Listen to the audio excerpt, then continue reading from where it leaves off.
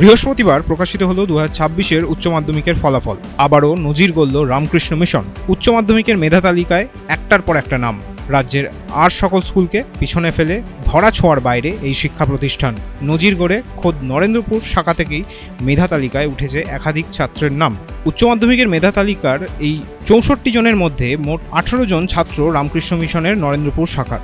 সপ্তম বাদে প্রথম, দ্বিতীয়, তৃতীয় সহ প্রতিটি স্থানেই রয়েছে এই স্কুলের কোনো না কোনো ছাত্রের নাম। কারা তারা? এক নজরে দেখে নেওয়া যাক সেই কৃতীদের নাম। আদ্রিত পাল, প্রাপ্ত নম্বর 496, উচ্চ মাধ্যমিকে প্রথম হয়েছে সে। ঋতব্রত নাথ ও ঐতিহ্য পাছাল, প্রাপ্ত নম্বর 495, উচ্চ মাধ্যমিকের দ্বিতীয় স্থানাধিকারী। তৃতীয় স্থানে রয়েছে নরেন্দ্রপুরের সৌম্য রায়, প্রাপ্ত নম্বর 494। অর্কদ্যুতি ধর, চতুর্থ স্থানাধিকারী, প্রাপ্ত নম্বর 493। প্রিয়াংশু মুখোপাধ্যায় এবং আলেখ্য মাইতি উভয়ের প্রাপ্ত নম্বর 492। পঞ্চম স্থান অর্জন করেছে তারা। ষষ্ঠ স্থানে রয়েছে নরেন্দ্রপুরের প্রত্যুষ মণ্ডল, শুভদীপ দিন্দা, পল্লব কুমার ভাওয়াল এবং অনিমেষ মুখোপাধ্যায়, প্রাপ্ত নম্বর 491। অষ্টম স্থানাধিকারী হয়েছেন অরিঘ্ন সরকার, ফারহান আলী, প্রাপ্ত নম্বর 489। নবম স্থানে সোহম বেজ, প্রাপ্ত নম্বর 488।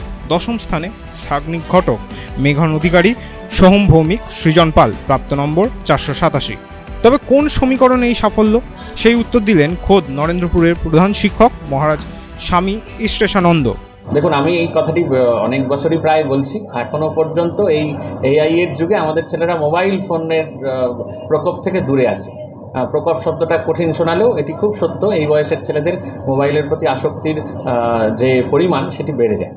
তো স্বাভাবিকভাবেই এটিকে একটা নিরবিচ্ছিন্ন মনঃসংযোগ ধরে রাখার জন্য কিন্তু আমাদের এই বিদ্যালয় সেই পরিবেশটি প্রদান করে এবং অবশ্যই ছাত্রদের পরিশ্রম, ছাত্রদের লড়াই, মাস্টারমশাইদের প্রত্যেকের পরিশ্রম, এই সব মিলিয়েই আমাদের হস্টেলে আবাসিক যে সিস্টেমে থাকে ছাত্ররা, সেখানে যারা থাকেন ভবনে, হস্টেলে, তারা যা হস্টেল ওয়ার্ডেন আছেন তাদের যে পরিশ্রম, এই সমস্ত কিছু মিলিয়েই এই সামগ্রিক ফলাফল ভালো হয়। স্বাভাবিকভাবেই আমাদের যেটি পরিকল্পনা থাকে যে আমাদের ছাত্ররা হাতে মোবাইল ফোন পায় না, কিন্তু আমাদের ছাত্ররা যাতে আমাদের ল্যাবরেটরি ব্যবহার করতে পারে, ইন্টারনেটের সহযোগিতা পেতে পারে, তার ব্যবস্থা বিদ্যালয়ে আছে এবং সেইখানে খুব রুটিন মাফিক নিয়ম করে ছাত্ররা সেটির ব্যবহারের সুযোগ পায়। সেটি কিন্তু তাদের নিয়ন্ত্রণ করতে সুবিধে হয়। এই সাফল্য কিন্তু প্রথম নয়।